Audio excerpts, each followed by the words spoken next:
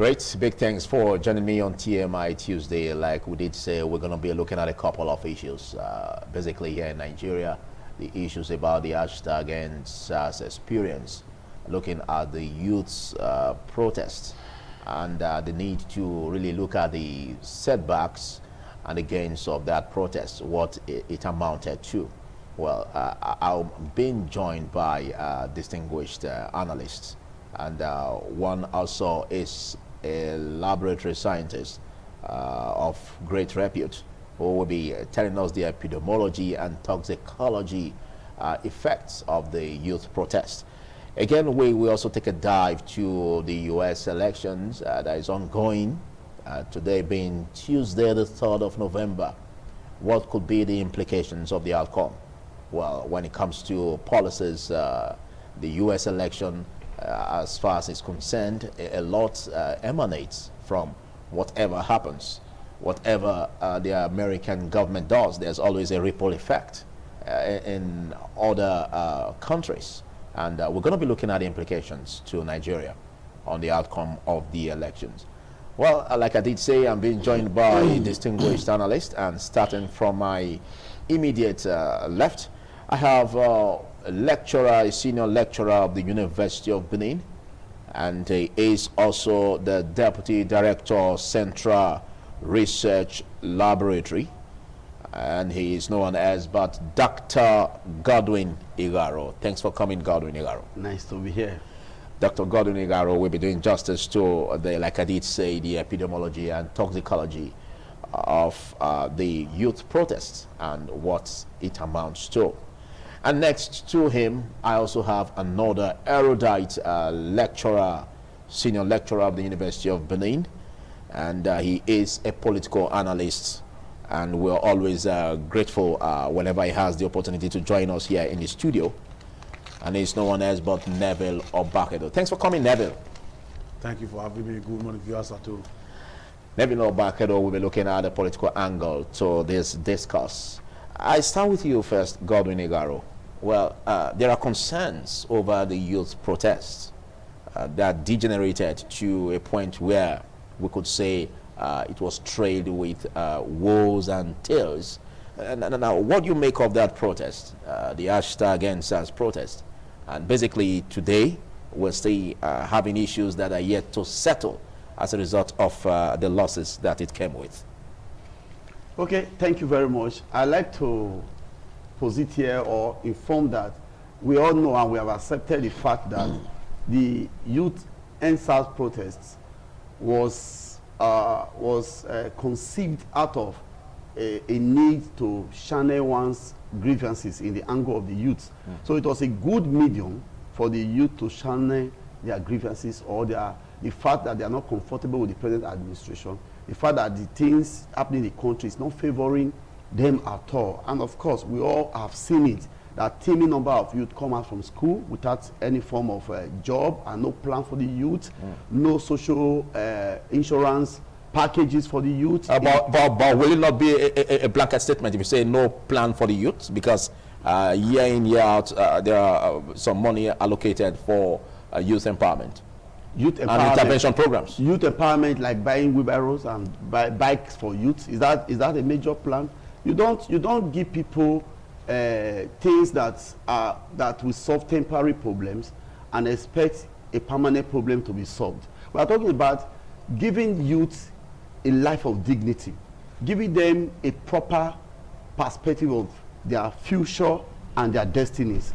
For example, if you take the history of old Nigerian leaders, you will see that when some of them were 39 years old, they started holding good positions in this country.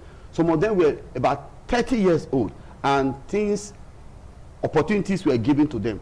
Some of our leaders today, when they were in their youthful stages, they had scholarship, fully funded scholarship to go abroad. Can you compare scholarship to go to read a course in the university abroad to giving wheelbarrow to youth? What you expect a youth that is giving wheelbarrow, or a youth that is giving 5,000 naira, or a youth that is giving 10,000 naira to become, and you do that for 6 months, you say that's a plan for youth. When we say there's no plan for youth, there's no sustainable plan, life transforming plan. There may be some forms of meager plans, plans that will not take anybody anywhere. Okay, let's assume that all leadership, all Nigerian leaders have these same packages given to the youth, have these same packages given to their children. Will their children become anything? So we are looking at, look inward, look at yourself, look at what the government is doing. So the ENDSARS protest, coming back to your question, was an avenue for you to channel their grievances and their expectations to government. Of course, it's well accepted. The factor that made the youth to come to the street to protest was well received as a well-conceived idea or a way to channel their grievances. But one thing is that, though we have all seen it, that all Nigerian youth had one or two things to say about the present administration, from the police brutality to economic issues. That's good. The voices of the youth have been heard loud and clear. But there's something. The fact now is that, what is government making out of it? You see the National Youth Empowerment Fund also that came out. That's one of the gains of the protest. And you see the world applauding Nigerian youths to say, okay, we didn't know, you have been docile, you have been too quiet. Now you are speaking up.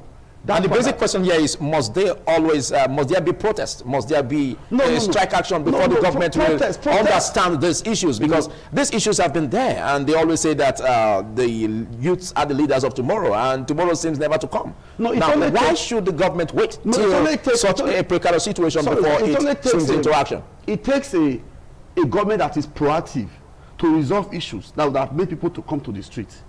But when the government is not proactive, people will come to the streets and do protests in various forms, peaceful, hijacked, or not violent. That is when some people will hear.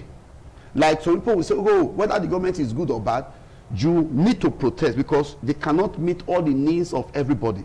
Those who are marginalized in terms of resource distribution should come out and protest. It's an avenue to vent your grievances and your anger. So protest all over the world is a way to release your grievances to your leaders. But however, there are some countries that the protest activities is so minimal. Why? Their government are proactive, or they have policies and regulations, strategies to prevent it. Yeah, just to engage the various sectors. Just imagine someone says, take $2,000 every month. If you know you earn less than $2,000, sit at home, don't go anywhere. We will pay you the $2,000. If you know you earn more than $2,000, stay at home, we'll pay you the extra. Now, how will such people go out to protest that they are not catered for during the COVID-19 lockdown? You are earning $2,000 a month, and you are able to take off your need, your rent, and pay your bills. Will you come out to protest? If you come out to protest, government has the right to say, what are you protesting for? But in Nigeria, there's no government that can boldly say to anybody, what are you protesting for? The people that are protesting, you are hearing them loud and clear. Issues are there that are not resolved. They have been there, accumulated. These people have waited patiently. People have stayed. Nigeria have this capacity to bear things for a long time, because we are even trained at home, be patient, be goodwill, be tolerant. We are trained to be resistant varieties. And at the end of the day, in all our full-scale resistance, nothing is happening, nothing has been properly done. Then you see people coming out. So you will not even ask them why they are protesting. You yourself, from your conscience, you know that things are not well. But again, well, the protest came, and it left wars and tales along its trail. But what do you make of this, Neville Obahedo, looking at the political aspect of it? Because just recently, the president did bring about a role in a scheme where the National Youth Investment Fund will have to focus on the youths. Do you think this is enough to get the attention on the demands by the #ENDSARS protest? When you talk about this protest and the outcome, I feel that it's just like a tip of the iceberg when you look at the gargantuan nature of the problems that the Nigerian citizens, and especially the youth, face. In the midst of plenty, you see that people wallow in poverty and in want. To that extent, any action for government now, like the investment fund that you are talking about, will not be able to capture the essence of the agitations of the youth. As I've said at several fora, the ENDSARS protest was just like a metaphor for the Nigerian citizens, even those spearheaded by the youth, to challenge a system of elite who are from independence, whether as military or civilians, try to rape Nigeria like a sick lady until she dies. And government over the years, they have put a machinery in motion to silence opposition to government, especially when demanding from government. Okay, go straight to the point, please. Go straight to the point. Let's look at the National Youth Investment Fund. Yes, and the $5 billion fund. Yes, do you see, because even on the official Twitter handle of the president, it was disclosed that about 1 million applicants have been applications have been received. So which means a respite is coming in this direction. Don't you think this is, well, this should be applauded? You see that the people find themselves in government positions without being properly guided, and so when they want to talk to their people, they will not know the appropriate means to talk to their people. Now, the youth that protested, apart from the fact that the protest took place in major state capitals, there are youth in my village, in my community, far away from here, who were also protesting, but you could not see them on television. Now the president is using Twitter handle to be passing the message about investment fund. The people in my community now, how many of them are on Twitter? How many of them even have a light to even watch this television program that is going on now? Then the president will just, the president should broadcast to the nation. The president should even visit states. But the president recently had broadcast to the nation. Please, you ask me a question. Let me answer the question. Yes. Mr. President is president and commander-in-chief of Nigerians. He's not president and commander-in-chief of a political party or a region. He should be presidential in his attitude. Okay, but and if the president is not fit in terms of his challenges that are in public domain, the president should hand over part of his power to the vice president. Yes, I think we should be guarded. Yes, in our what I'm saying is the public domain. You know, I always say that anytime I come to appear on television, I will not be afraid that when I speak on an issue that I know I have facts about, I will not be afraid if men from SSS are waiting outside this. But it has not gotten to that. Yes, what I'm saying, what we need to do here is to be objective. The question you asked me. To be objective in this discussion, because we are educating viewers. Yes, I think what you're trying to say is that when you are disbursing something, you want to give a social welfare package. You don't go to the high zones of social media, Twitter to do that. When you were campaigning, when politicians are campaigning, they know roads to villages. They know roads to wards. They know roads to the chorus. But why come when we want to now do resource distribution, the roads to those wards, those villages are blocked? They were now on high-level internet websites and all that. Okay. Why did we not collect vote from the websites? Okay, back to you. Drive your point home. The question you asked me a question about the political aspect of this matter. Yes. Will you allow me to dwell on the political aspect of this matter? Without making derogatory statements? No, there's nothing derogatory. Did I say anything that is derogatory about the president or about Nigeria? The answer is no. What I'm trying to tell you is this. We have to look at, situate the protest in perspective. Certain states, certain youth from certain states of this country did not participate in the protest. Is that one derogatory? Now, the president is issuing a statement that people, over 1 million people have applied. From where? Is it the people who applied, are they not from the state that did not participate in the protest? Is that one? Well, we don't have records of that, but basically there was already the information was disseminated over the need for applications to be made in that regard. We want to be optimistic. I think it's better to stay optimistic. Yes, that this will find its way to the youth of the country. Nigerian, I'm optimistic, and by the definition of a youth, I'm also a youth. Now, listen to me, Philip. What I'm trying to tell you is that what the government is trying to do is like dropping, just like you drop a drop of water in a drum and expect that drum that drop of water to quench the thirst of over 1 million people. So it's never enough to change the narrative. Yes, it's not enough. What I expect the government to do, whether the government of Buhari or any other government that will come, or even the state government, they should put a machinery in motion. We have NDDC, which is to take to solve the problem of the Niger Delta area. Recently, they also enacted another commission in the northeast. We now have what we call Northeast Development Commission.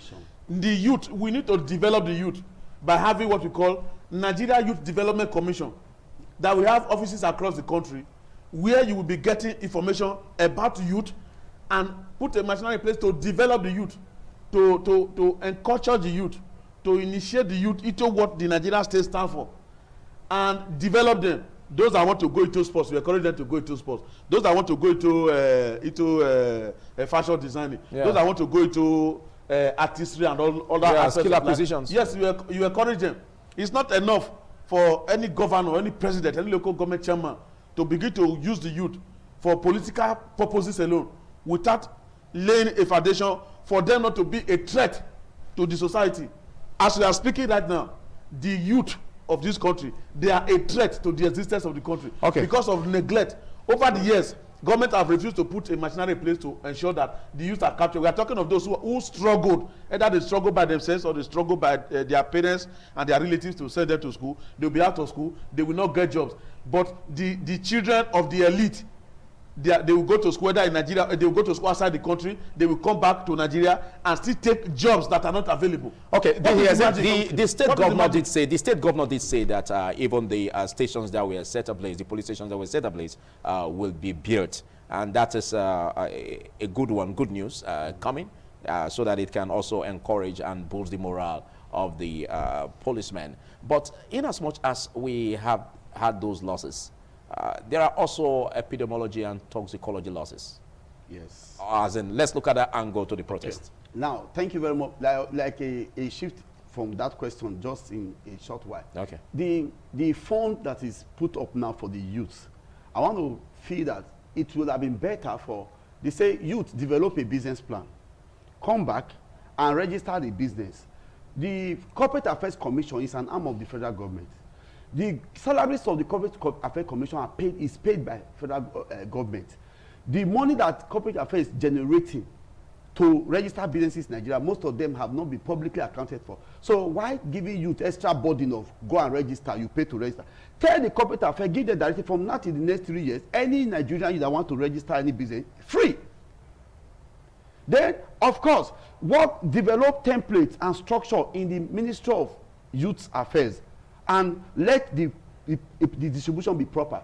It is this, at this point in time, President Buhari have done well by approving the fund. Sir, the House of Reps members, senators for various constituencies in Nigeria should work with the president and that fund to make sure that it trickles down. Yes. To make sure that the essence is when we know captured. whether we have senators and House of representatives in the house.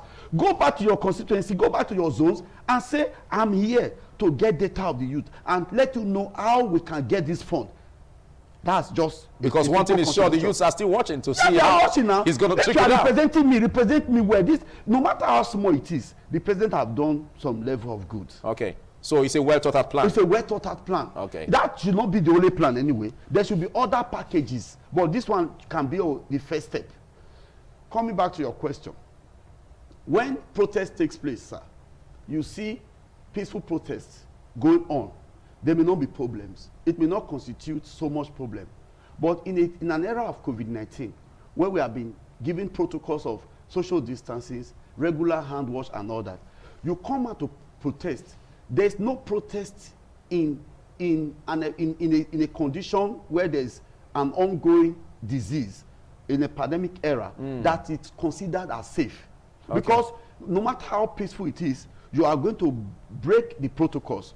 You are going to come together. You are going to form a large number of people gathering. All these are at variance with the policy of COVID-19 prevention. So in any part of the world where COVID-19 is taking place, and which of course everywhere, any form of protest will not be seen to be safe in terms of public health implications. Yes, the federal government did say that. The federal government did say that they're warning against second wave of the virus, of the COVID-19. Of course. But again, there is this school of thought by Nigerians there is no COVID-19. The COVID-19 seems to be like the malaria symptoms. So we are out of the woods. Whether any Nigerian believes that there's COVID-19 or not, COVID-19 is not the only communicable disease.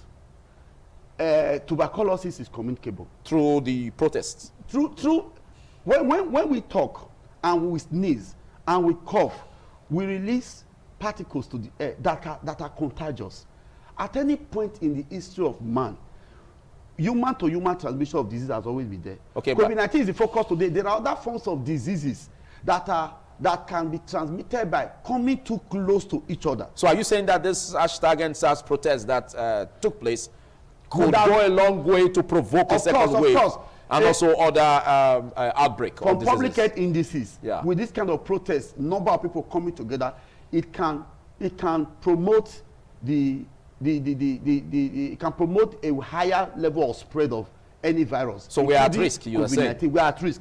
Then apart from that, you saw people during the protest, they will set fire on property, they will set fire on vehicles, they will bring tires out and burn.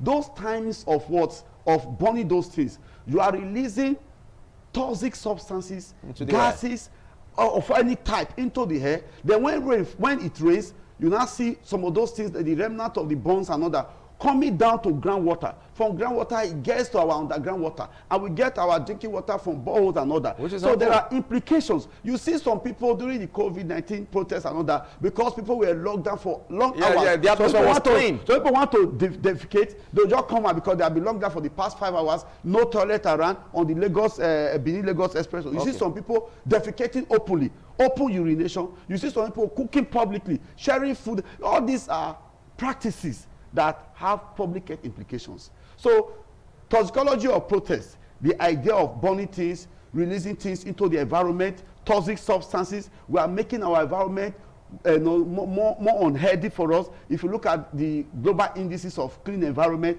Nigeria is among the lowest in the world. And such protesting activities, when protests are hijacked, when protests the purposes have been distorted, you see all this kind of thing happen. In the week or in the month where protests take place, see this kind of protest, you'd have seen a degeneration in the quality of our air, degeneration in the quality of our environment, our health system, the water that we get access to. You'd have seen degenerations in them. Okay, so but you did say that grievances must come.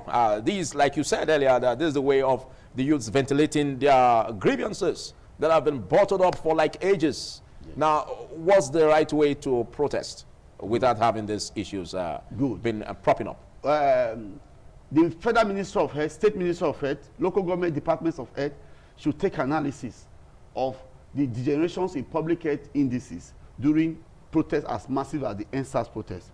And when this analysis is properly done and conceived, then we should come out with periodic information to people in the times where there are no protests, that it has been analyzed and found out from our findings that during protests, such and such happen to disease transmission.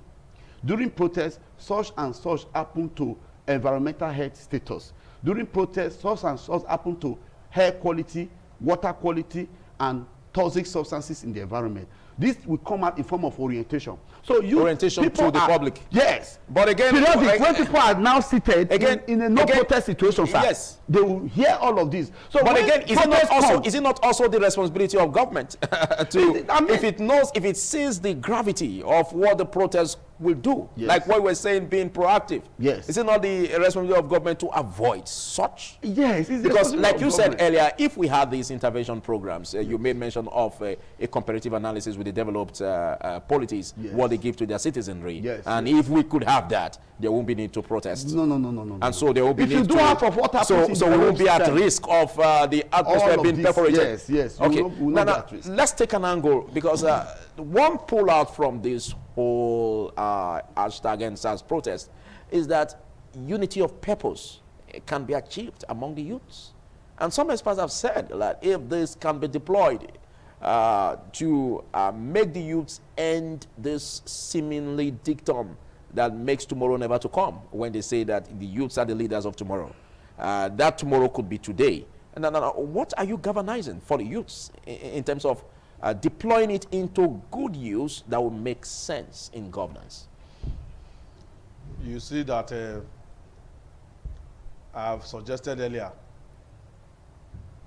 on this program that the youth need to be taken seriously by government. And one way to do that across the country is by putting in place a development commission where you have a minister, where you have like liaison offices across the country, at least in the world, in the 74 local governments, where from time to time statistics of youth can be gathered. Okay. And yes. From there, the government will be able to know how to plan. You said that earlier, but yes, just to hit the nail on the head, yes, there are some experts who say that, well, this can be galvanized into the youths forming a political party and then making it count in terms of the ballot in that direction. It cannot work like that. The reason why it cannot work like that is this. The Nigerian elite from independence to date, they put a machinery in place. What's the machinery? Machinery of ethnic politics, religious politics. I watched a former governor of Kano State on this TV program with Sonny Dukes Okoso on this morning on ITV in 2016. And when the governor came here, former governor and former minister for education, his name is Ibrahim Shekarau. Okay. When he came to campaign for the PDP governorship candidate at that time, and he was invited to this program. And they asked him questions about how come PDP lost election to President Muhammadu Buhari. His response was that it was not that PDP lost election. It was that the South lost election to the North, because in 1999 to 2007, did not agree that power should shift to South, which Obasanjo took, and then power to shift back to North after Obasanjo, which Yar'Adua took. But Yar'Adua died. Jonathan completed the remaining 2 years and took one more tenure. He said on this program, you can look for the video, that they agreed, and it was televised, that Namadi Sambo and Goodluck Jonathan, after one more tenure, they will not contest so that power can go back to North. That they were shocked, that the North was shocked that Jonathan was coming again to contest for another tenure, to make his own, to now be 12 years, 10 years. Then, for 16 years of democracy, not only rule two years, and South rule for 14 years. And if Jonathan was going to rule again, it will now be 18 years of Southern Nigeria and 2 years of Northern Nigeria. Okay. They were not going to allow it. That arrangement wasn't palatable. Yes. So that was why the North had to look for a candidate that was acceptable. So, okay, drive your point home. What I'm driving at is this. Yes. That Nigeria politics as it is today is based on ethnicity. Now, the youth, as in to your mind. Yes, to your mind. To my mind and to the mind of many. Because as we are speaking now, the North still want to balance the period that the South has ruled this country by even talking of 2023, that a Northerner will be the one to take over power. We are going to watch the political intrigues and maneuvering before that time. But what I'm trying to say is that if the youth of this country want to preside over the affairs of the country, they are not going to be repeating the history of those they want to take over from. How are they going to do it? They first and foremost have to clamor for a review of the Constitution where power will be rotated among the 6 geopolitical zones in Nigeria.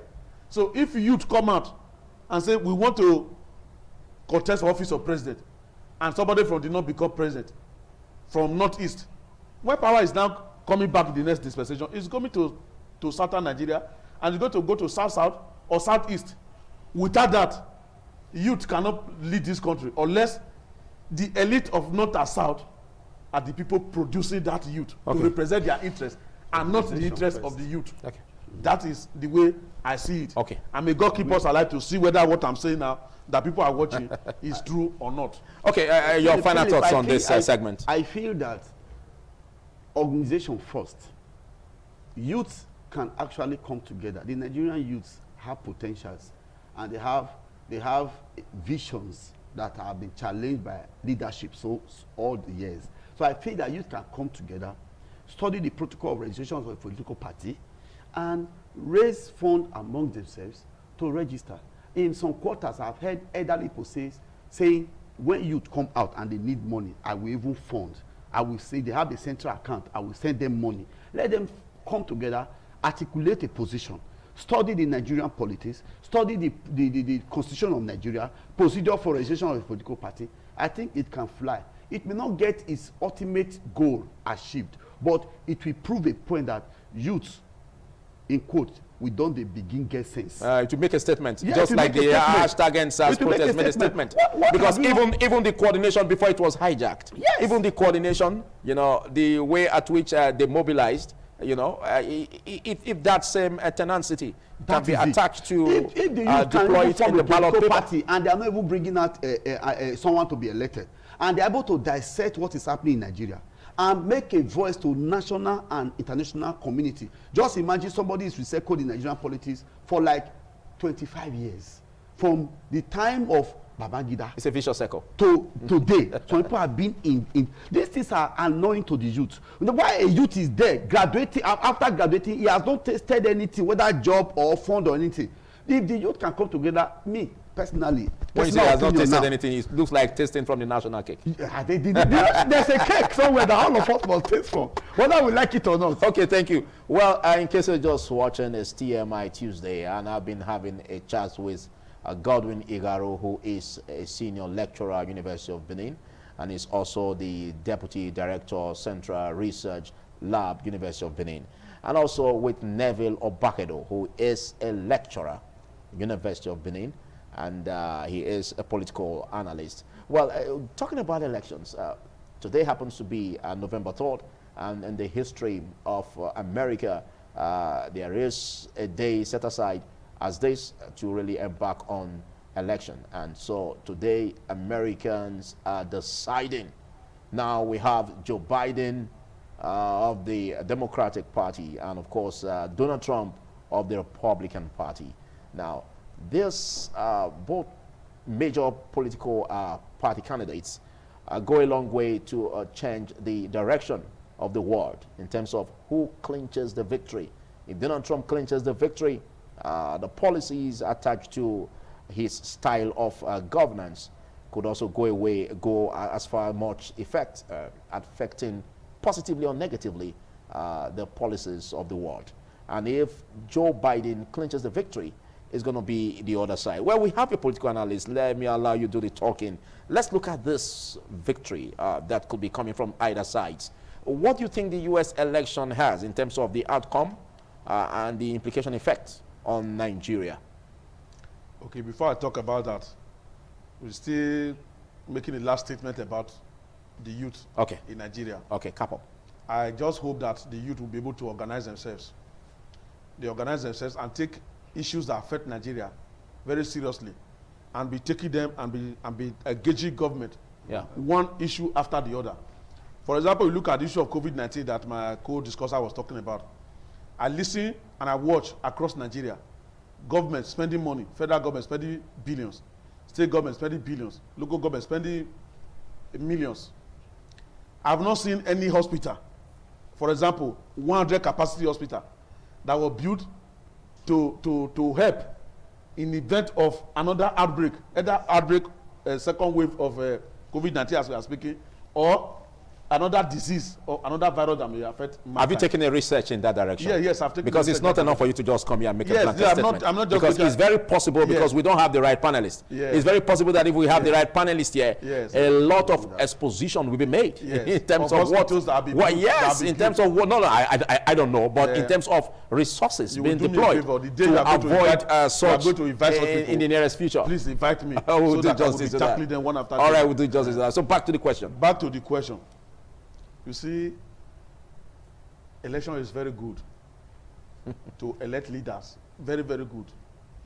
And I hope that the way we structure our own democracy, even though we say it's like American democracy, and it is not, that we should be able to nurture our own democracy to provide or to be able to get the required result, so that our country can develop. In that situation, we will not be looking up to the election, the outcome of an election in another major country for us to know how we are going to fare economically and otherwise. Then talking about the American election,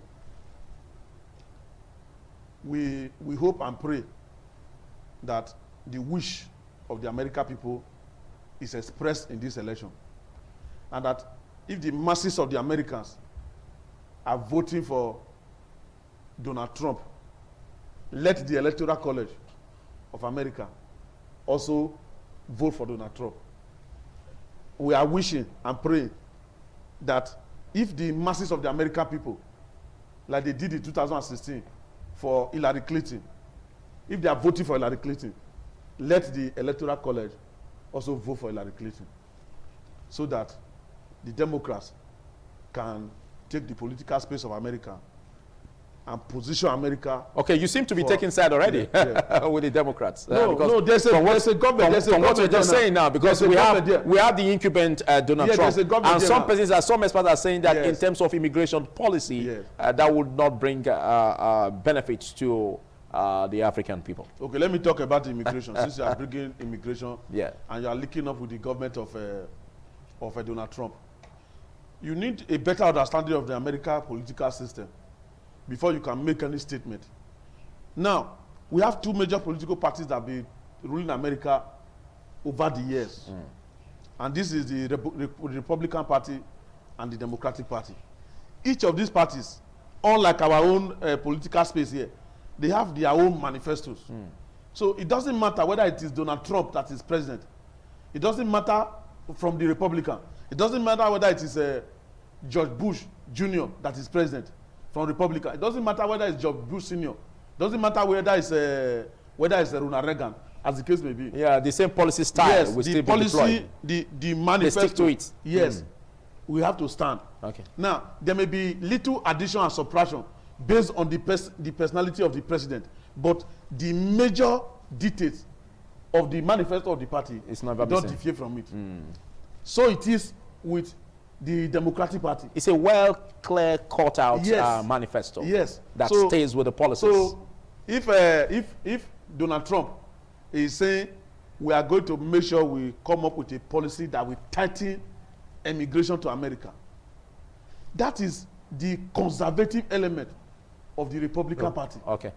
That the man is just trying to ensure that he works on to preserve national interest of the American state, because to him and to his party, in view of the security situation in the world, if you allow unrestricted immigration to America, because it is a land that's filled with milk and honeys, it's a land of greener pastures, like the Canaan land, you are going to now allow unwanted population, misguided elements, the ones that have been referred to in Nigeria as hoodlums and miscreants, whether for religious reasons or for other reasons, they will come to America and begin to threaten the homeland security of America. Okay, so at this point, you seem to buy into the Republican style of policy. Your purpose of as far as immigration is concerned, your purpose of calling me here is to do an analysis. Yes. So the analysis must not be seen to be tilted towards what direction. Okay. So you accuse me of supporting the Democrat just now, and now say let me support the Republican by my analysis, not because I'm not a type. I beg your pardon, I didn't accuse you, but your postulations. You said you were your postulations seem to suggest that. You say you have accused me. Okay. Thank you. So that is that. Okay. Any leader of a country, any person that knows the impact and the implication of allowing unwanted population to your country, we like to support the immigration policy of Donald Trump. Okay, let me quickly cut in there. Let me quickly cut in there. A product of immigration. Okay, borrowing a leaf from this big political party candidates, Joe Biden and Donald Trump, as it affects immigration policies. What do you think would be the effect to other countries like Nigeria? Okay, so I like to posit or opine that the U.S. election may only be decided by the U.S. citizens and electoral college and all that. But the U.S. election is a global election. Yeah, it has a ripple effect. It has effect on every one of us, directly or indirectly. So I could say it's our election because of the global position the United States takes in the world. Yeah. Just let me give you a little instance before I get to a question. Many of us heard of HIV infection in Nigeria. We have heard that when you go to some hospital, you do HIV test free. You have heard that HIV drugs free.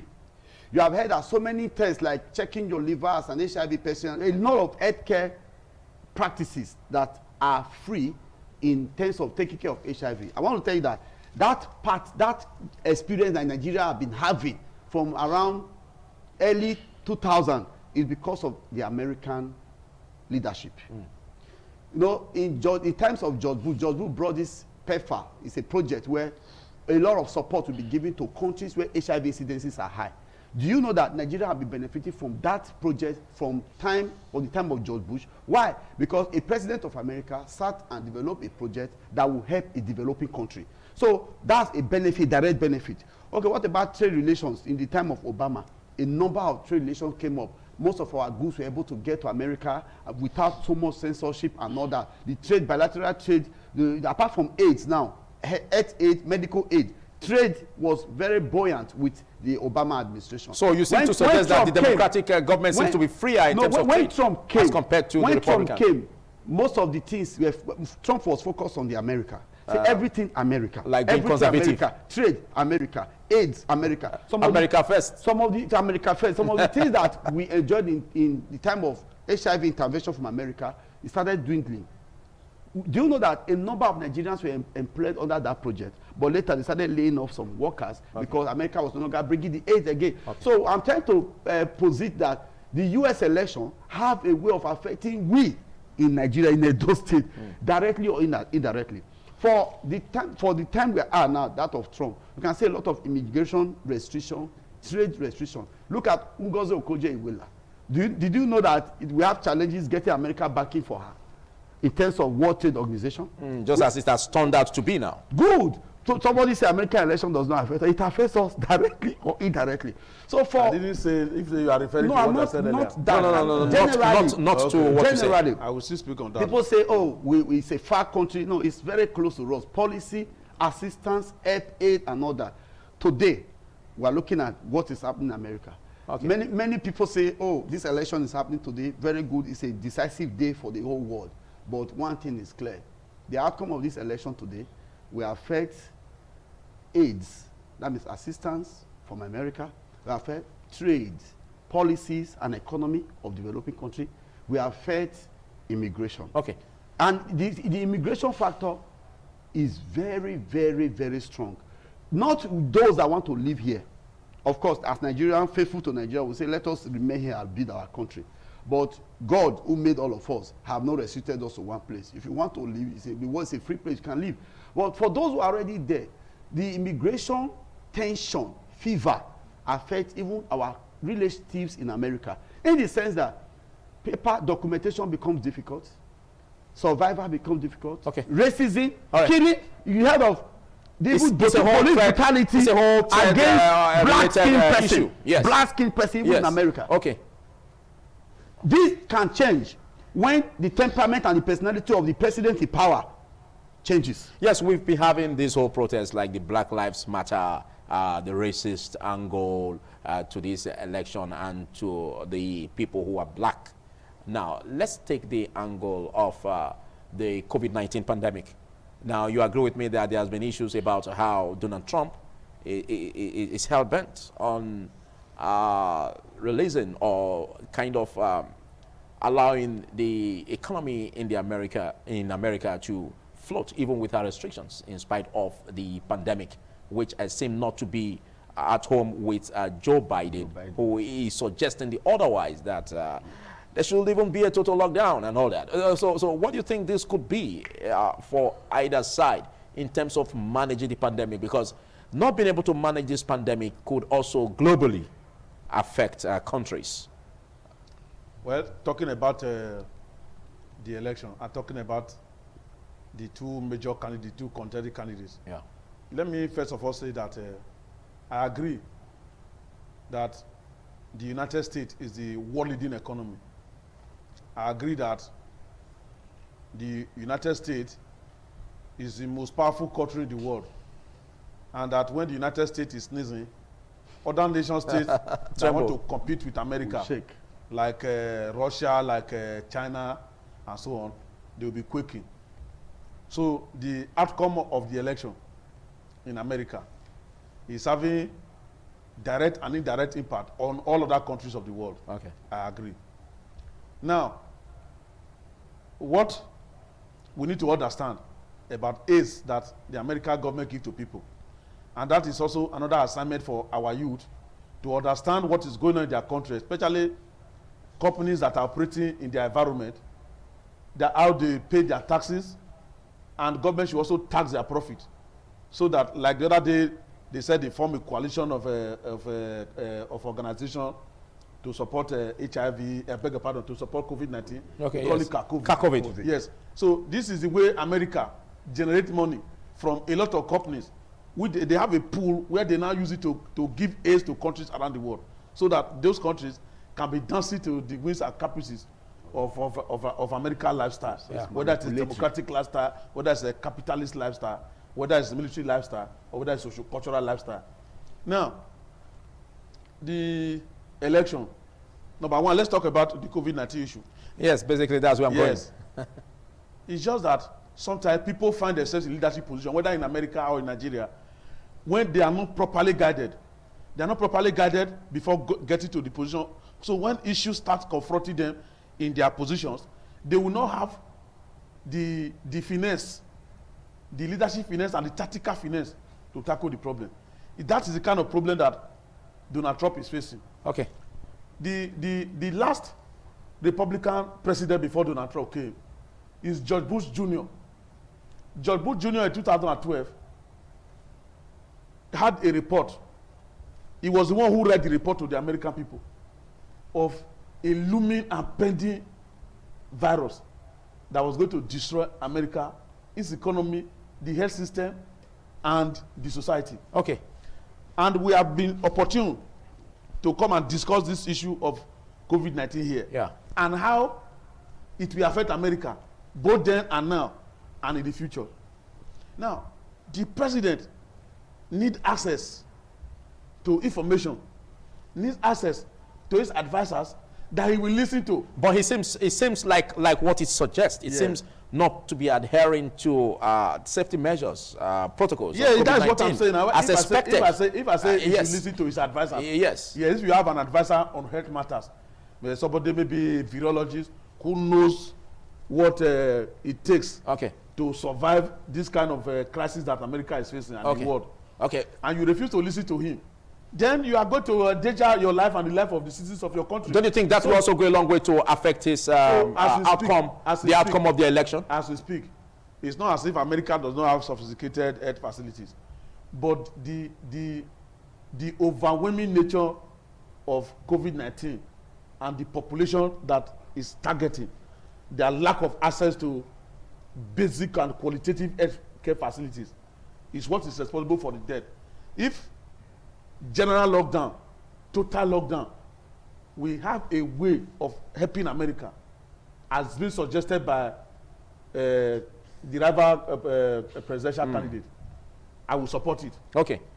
Being business-like. But being business-like, that Donald Trump sees COVID-19 as a Chinese disease that is targeting not only the health system, but targeting the economy of the United States, to the extent that when America is now coming out from COVID-19, America will now be looking up to China for survival. Okay, thank you. If that is what Donald Trump is looking at, for refusing to shut down the economy, and try to see how they can really go out of the issue. Okay, thank you. And on that angle, okay, I support Thank you. Being business like Donald Trump, the incumbent president, and the style of Joe Biden in terms of tackling this COVID-19 head-on, and the aspect of lockdown or relaxing restriction on lockdown, what do you think could be a better way and could also affect the world better in terms of the styles of either of the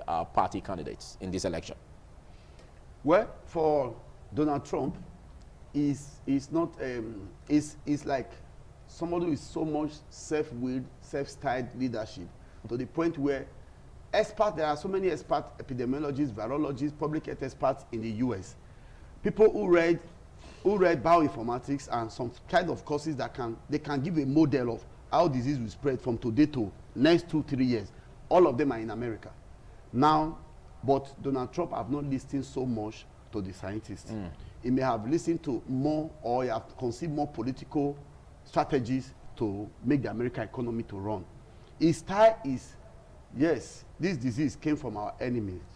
They want to use it to affect us. I will show it to them that with my political will, we can stand. We can't go down. We still go on. Well, apart from the health implication of that decision, yes, making the American economy to be afloat, I like it. I like it, and it has more global economic effect on everybody. People could go to work, people could earn more money, people could live their life and all that. The burden of total lockdown is so much. Some people can run crazy. You have been very active, you come to work every day. Somebody says stay at home for 3 months. You are not going anywhere within your compound. That could have a negative effect psychologically. There will be a psychological upturn, and you could just, somebody who used to think normally can begin to become a psychiatric But patient. don't forget the Americans have lost about 230,000 people to this COVID-19. Yes. And they need to be alive to do business. Now, if you are saying because of business, you have to open the shores, open everything, and go into business. Yeah. What about if the death toll becomes a worsened case? Yes. Aren't you worried about that? He is also aware that Donald Trump is also aware that the mortality is among the vulnerable, essentially, not among the able-bodied people who are still in their active years. And people who drive economy, there are people who are in their active years, the youth, the middle-aged people. Are you trying to say that there should be a shutdown to caring for the elderly? The shutdown could be divided. If you are maybe 50 and above, stay home, the lockdown will take care of you. But if you are 49 and below, and you are healthy, you are strong, do some tests, and you are able, can mingle. Go on. Because you can partition the lockdown. Okay.